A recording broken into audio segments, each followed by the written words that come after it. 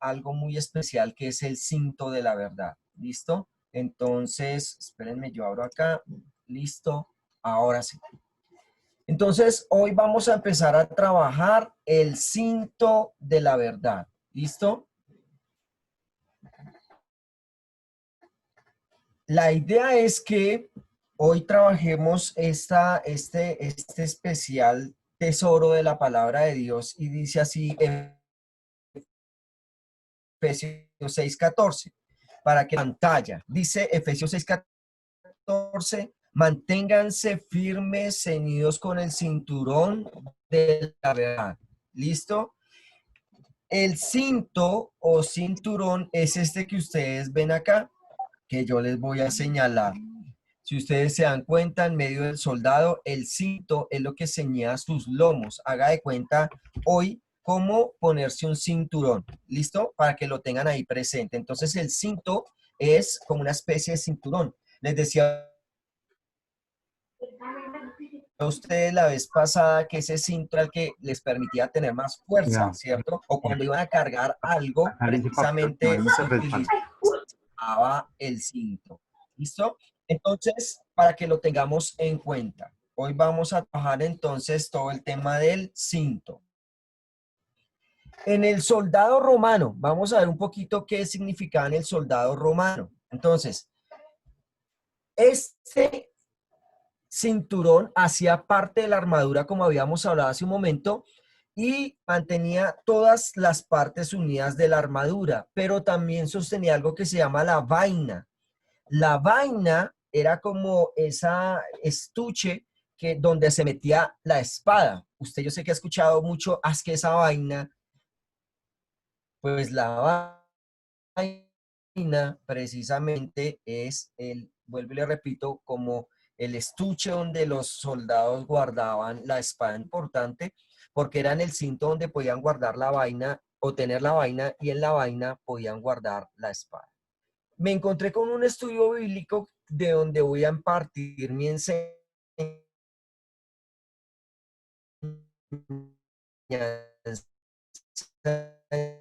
Dos. Uno, la Biblia, según un estudio que me encontré, colgaba trozos de cuero para proteger la parte inferior del cuerpo, los lomos. Esto se refiere a la parte baja de la espalda entre las costillas y los huesos de la cadera. La región lumbar es considerada en sentido figurado el asiento de las fuerzas de la persona. La Biblia afirma que allí es donde se encuentran las generaciones. Veamos los siguientes pasajes. Ojo porque esto me pareció interesantísimo. Génesis 35:11 dice, y reyes saldrán de tus lomos. Y la primero de Reyes 8:19 dice, sino tu hijo que saldrá de tus lomos. Entonces, los lomos en la Biblia significan las generaciones. Y es curioso que cuando usted corregía a sus hijos, a veces lo primero lo que pensaba eran dos cosas, o en la chancla o en el cinturón. Y de hecho uno dice muchas veces coloquialmente, me toca apretarme el cinturón, ¿sí? Como que me toca hacer más fuerza, como que me toca tener más ganas. Pero quiero hacer un poquito de énfasis en eso de las generaciones y que curiosamente lo más salgan las generaciones y porque el Señor tenía que dentro de su armadura hablar del cinto de la verdad. Entonces lo primero que debemos entender en esta tarde, mis queridos de Dios, es que ¿por qué es el cinturón de la verdad? Resulta que debemos entender que desde el principio Satanás o nuestro enemigo se ha presentado en tres formas. Una, como el padre de la mentira, ¿sí? La Biblia nos enseña que Satanás es el padre, como siempre, en mentiras. ¿Listo? Entonces, mire, pues ustedes son hijos del padre,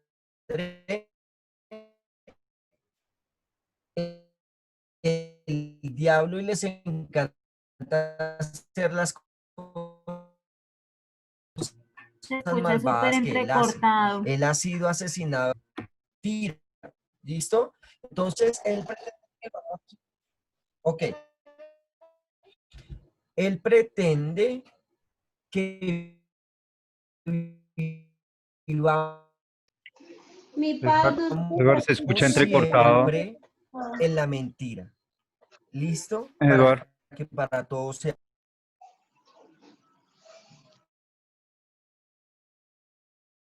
Voy a volver a compartirles la pantalla porque me sacó con todo y pantalla. Esperen un segundo. Entonces les estaba diciendo que Satanás se presenta como el padre de la mentira. ¿Listo? ¿Qué pasa aquí? Que él se presenta en la segunda manera como el engañador. ¿Listo?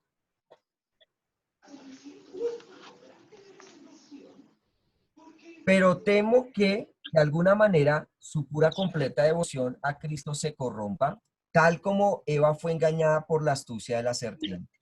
Recuerde usted que al inicio de la creación, Satanás se presentó como el engañador, como ese que muchas veces no solo pretende que vivamos en mentira, sino que también pretende separarnos de Dios. ¿Listo? La pretensión del enemigo es que nosotros vivamos separados de Dios, de ahí a que él tomara a Eva, la engañara y a Adán para sacarlos del paraíso. Y la tercera cosa como él se presenta es la serpiente antigua. Este gran dragón, la serpiente antigua llamada el diablo Satanás, el que engaña al mundo entero, fue lanzado a la tierra junto con todos sus ángeles. Entonces, ¿por qué hay un cinturón de la verdad? Porque la idea de Dios es que vivamos en verdad porque hay un engañador. Ahora, volvamos al tema de los lomos, que es la segunda cosa que quiero que ustedes tengan claro hoy. Es curioso que la Biblia diga que los lomos salen las generaciones. Entonces, la pregunta que nos podría hacer o nos podríamos hacer hoy es ¿por qué las generaciones? ¿Qué tienen que ver las generaciones?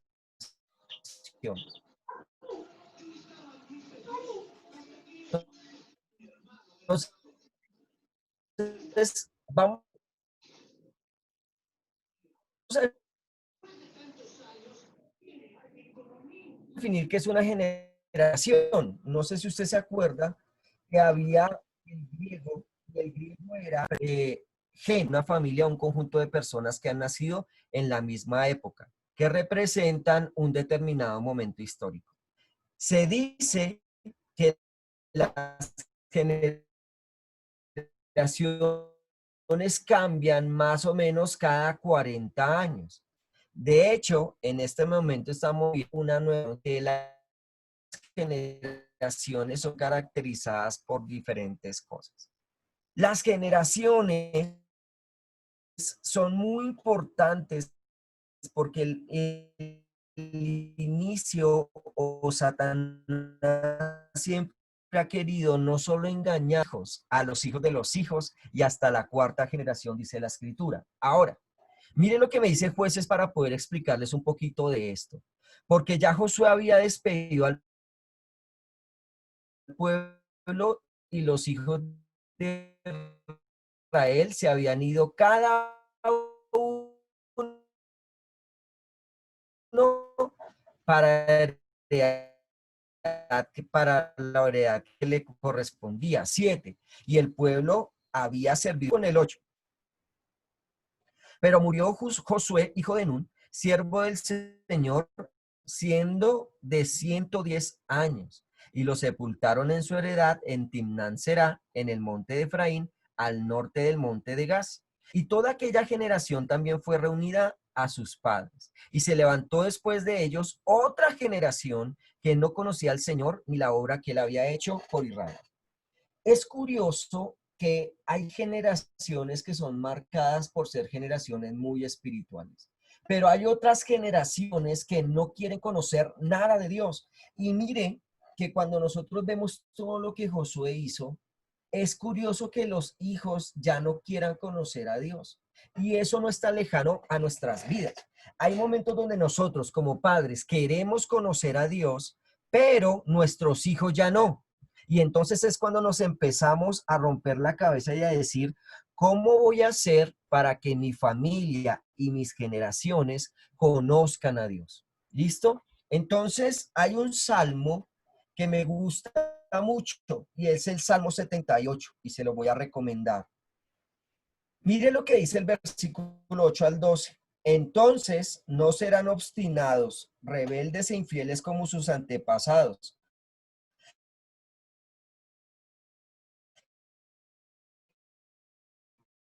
quienes se negaron a entregar su corazón a Dios. Los guerreros no cumplieron el pacto de Dios y se negaron a vivir según sus enseñanzas. Se olvidaron de lo que él había hecho, de las grandes maravillas que él había mostrado, de los milagros que hizo para sus antepasados en la llanura de Zoán, en la tierra de Egipto. Entonces, aquí estamos viendo una generación que no era solo la de Josué, sino una nueva generación que definitivamente no quería conocer a Dios. Y podemos preguntarnos si será que nuestros hijos sí quieren conocer a Dios.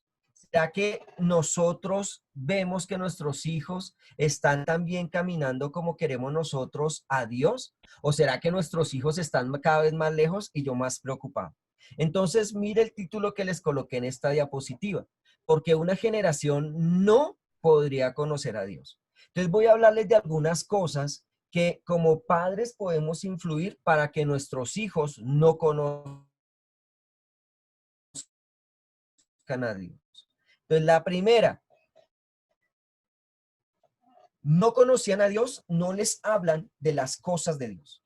Yo recuerdo tanto que antes a uno en la religión le enseñaban las oraciones. De hecho, mi mamá se acostaba conmigo y me enseñaba, por ejemplo, el ángel de mi guarda. Y había una preocupación antes de los padres para que los niños de una u otra manera conocieran. Pero hoy muchos de nosotros desafortunadamente cometemos el error de no hablarle a nuestros hijos que hay un Dios vivo y verdadero, ¿sí? ¿Qué pasaba? Antes, acuérdese que no existía la Biblia que se podía pasar de generación en generación como usted y yo hacemos. Había algo que se llamaba la tradición oral. ¿Qué era la tradición oral? Que los abuelos se sentaban a contarle a los niños quién era Dios. ¿Qué me está diciendo aquí esto? Que muy seguramente los antepasados dejaron de hablarle a los niños de Dios y por lo tanto los niños crecieron sin Dios. Entonces, un error que a veces hacemos como padres es dejar de hablar a nuestros niños acerca de Dios. Eso es un error que cometemos muchos de nosotros. Dos, que como una vida solo religiosa, pero nuestra vida no ha sido aún transformada. Por lo tanto, nuestros hijos solo ven en nosotros a hombres o mujeres religiosos, pero no viviendo el evangelio, ¿sí? Entonces, eso es una de las cosas que nosotros debemos tener cuidado y por lo que muchos de nuestros hijos no quieren ir con nosotros, porque en lugar de ver algo bueno, ven solo algo religioso, ¿sí? Entonces, ahí es donde están las dificultades. 3, el mal testimonio de los padres y de otros cristianos. Mire, una cosa que marca la vida de nuestros hijos es por ejemplo, usted dice al niño, no diga mentiras, pero, usted de pronto llega al cobrador y usted le dice, vaya, dígale al cobrador que no estoy. Y entonces el niño sale y dice, papi, señor cobrador, que mi papá le manda a decir que no está. ¿Mm? Es como el que le quiere enseñar al hijo, venga, fumar no le hace bien, pero lo ve con el cigarrillo en la mano. Entonces, no podemos pedir algo que nosotros no somos en la vida de ellos. Entonces, nuestro mal testimonio va a hacer que ellos no quieran conocer a Dios, ¿sí? 4, les impusimos a Dios, pero no los enamoramos de Él. Hay una cosa que no podemos hacer y es imponerle a nuestros hijos a Dios, ¿sí? No, nuestros hijos con nuestro testimonio tienen que enamorarse de Dios como nosotros vivimos enamorados de Dios.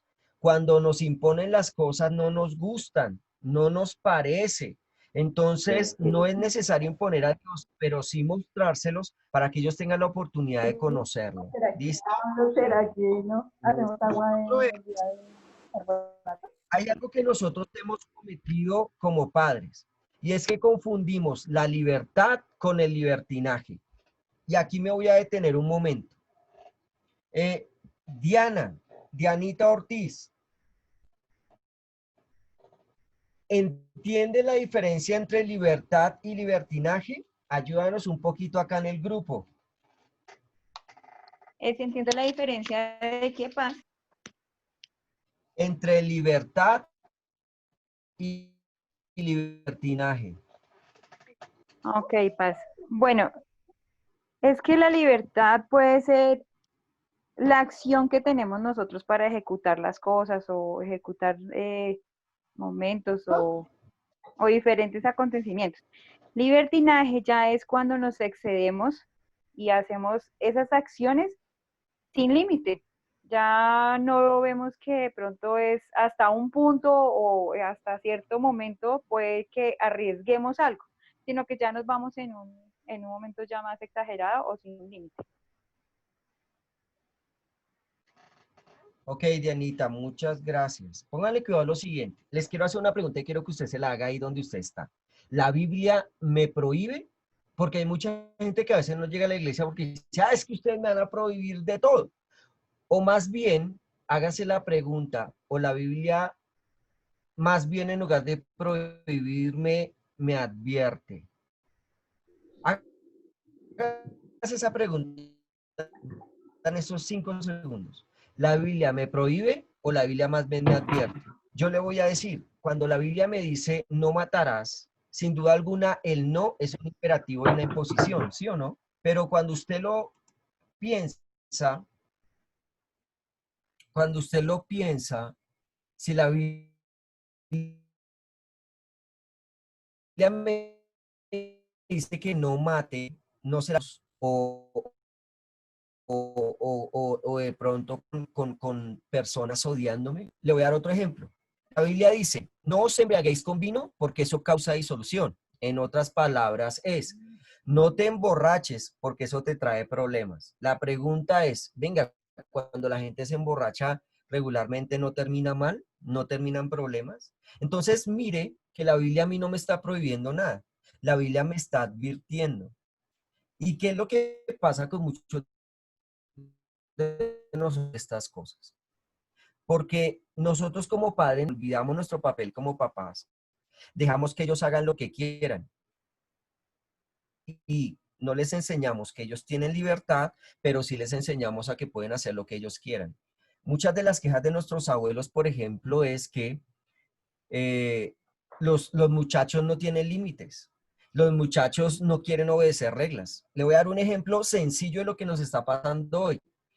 Espero que usted no sea de estos, pero la mayoría de los que salen en bicicleta son jóvenes, no sé si se ha dado cuenta, ¿sí? Y la mayoría de los jóvenes se pasa el semáforo como si el semáforo no fuera para las bicicletas, ¿sí?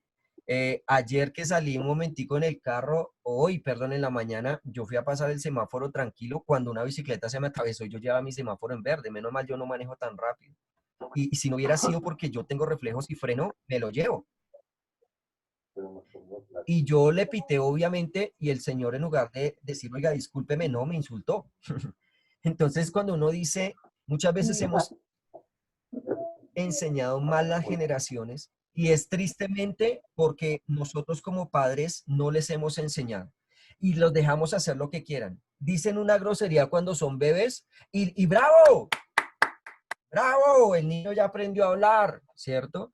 Pero no nos damos cuenta que estamos de una otra manera enseñando a nuestro hijo a que las vulgaridades son buenas. Y cuando ya los queremos corregir muchas veces, ya es más difícil corregirlos. Ahora, la segunda es porque una generación sí puede conocer a Dios. Ojo, mire lo que dice el mismo Salmo 78. No les ocultaremos estas verdades a nuestros hijos. A la próxima generación le contaremos de las gloriosas obras del Señor, de su poder y sus impotentes maravillas. Pues emitió sus leyes a Jacob, entregó sus enseñanzas a Israel, les ordenó a nuestros antepasados que les enseñáramos a sus hijos, para que la siguiente generación las conociera, incluso los niños que aún no han nacido. Y ellos, a su vez, las enseñarán a sus propios hijos, de modo que cada generación volviera a poner su esperanza en Dios y no olvidara sus gloriosos milagros, sino que obedeciera sus mandamientos. Entonces no serán obstinados, rebeldes e infieles como sus antepasados, quienes se negaron a entregar su corazón a Dios.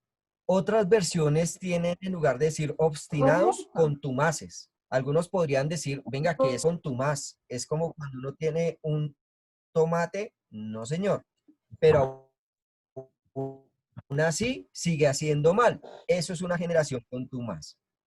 Y uno se da cuenta que hay muchachos que estaban haciendo las cosas mal y siguen en el error. Entonces, ¿qué es lo que los hará diferentes? Que nosotros les enseñemos a conocer a Dios. Y mire, yo lo reto a algo. Es muy diferente una persona que crece con valores y principios en su corazón a una persona que definitivamente no tiene valores y principios en su corazón. ¿Dónde se adquieren esos valores y principios? En la casa primero. Entonces, hay un texto en Deuteronomio 11 que no se los copié ahí, pero se los quiero leer. Y si usted lo tiene la Biblia ahí, sería genial que me ayudara a leerlo. Pero mire lo que dice Deuteronomio capítulo 11. Es muy chévere. El versículo 19 dice lo siguiente. Párele pues bolas, hombre. Enséñale a sus hijos y hablen de ellas cuando te encuentres descansando en tu casa. Y cuando vayas por el camino y cuando te acuestes, cuando te levantes, pégalas en tus puertas, para que en la tierra del Señor que juró a tus padres entregarles, los días de ustedes y las de sus hijos sean tan numerosos como los días de los cielos de la tierra. Queremos que nuestros hijos tengan días sobre la tierra, enseñémosle la palabra. ¿Y qué enseña la palabra? Que los hijos deben honrar a sus padres. Experiencia como docente, una de las cosas que yo aprendí es que una de las cosas que yo aprendí es que muchos jóvenes mueren porque no aprenden a honrar a sus padres. La Biblia promete que ellos van a tener días sobre la tierra si aprenden a honrar a sus padres. Entonces, según lo que acabamos de leer, hay 7 cositas rápidas de las cuales quiero hablarles en estos minuticos. 1, enseñarle la palabra de Dios. Es clave, mis amados del Señor, enseñarle a nuestros hijos la palabra de Dios. Eso es clave, clave, clave. 2, sentarse en la casa. Mire, una de las cosas con las que estamos sufriendo hoy como padres es que no tenemos tiempo. Sin embargo, me atrevo a decir que con todo este encierro y la pandemia, ahora sí tenemos tiempo. Pero la pregunta es, ¿le estamos dando tiempos de calidad a nuestros hijos? O más bien ese tiempo de calidad nos lo está quitando el celular. Yo tengo un chiquitico que a él le gusta estar todo el tiempo encima de uno y diciendo, llevas tanto en el celular, papi, ya tienes mucho en el celular, etcétera, etcétera. ¿Qué me está diciendo mi hijo implícitamente? Quiero tiempo para mí. ¿Mm? Y creo que una de las cosas que en las que más estamos perdiendo tiempo hoy, aún nosotros como creyentes, es que le dedicamos más tiempo al celular que a nuestros propios hijos. Estamos más pendientes de darle like a otras personas, pero no decirle a nuestros hijos cuánto les amamos. Y creo que eso es un error que tenemos que empezar a corregir. Y eso se llaman tiempos de calidad. 3, la Biblia me dice andando por el camino. O sea, cada día trae una enseñanza. Todos los días usted le puede enseñar a su hijo honestidad. Todos los días usted le puede enseñar a su hijo que sea íntegro. Todos los días usted le puede enseñar a su hijo que haga las cosas bien. Porque cada vez que podamos levantarnos en la mañana y tengamos la oportunidad de abrir nuestros ojos y que Dios nos dé la oportunidad de ver a nuestros hijos, eso también es una oportunidad para enseñarle nuevas cosas. ¿Sí? 4, cuando te acuestes. Yo no sé si usted y yo somos de los que antes de dormir le enseñamos a nuestros hijos un devocional. Para los nuevos, un devocional es que yo le lea una porción de la escritura y ore por ellos. Eso es un devocional para nuestros niños. Es cambiarles el cuento de Blancanieves, de los 3 cerditos. Bueno, no sé si usted es de los que tiene el hábito de leerle un cuento, ¿por qué no contarle una historia de la Biblia, darle una enseñanza y orar por ellos?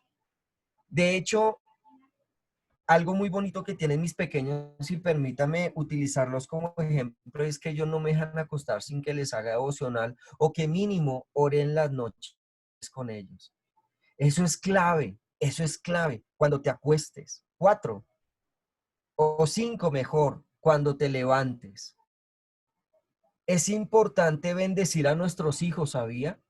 Les quiero compartir algo que me pasó una vez en el colegio. Yo era coordinador en el colegio, coordinador de convivencia y por eso tenía que hacerme las puertas a recibir los niños y a ver el maquillaje, el tamaño de sus faldas, las uñas. Bueno,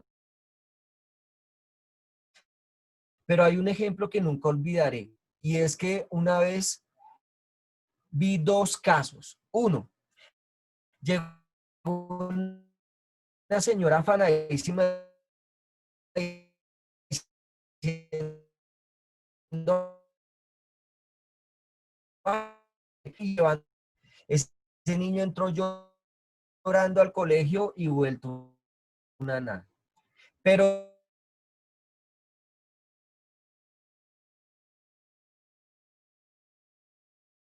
y él llegó a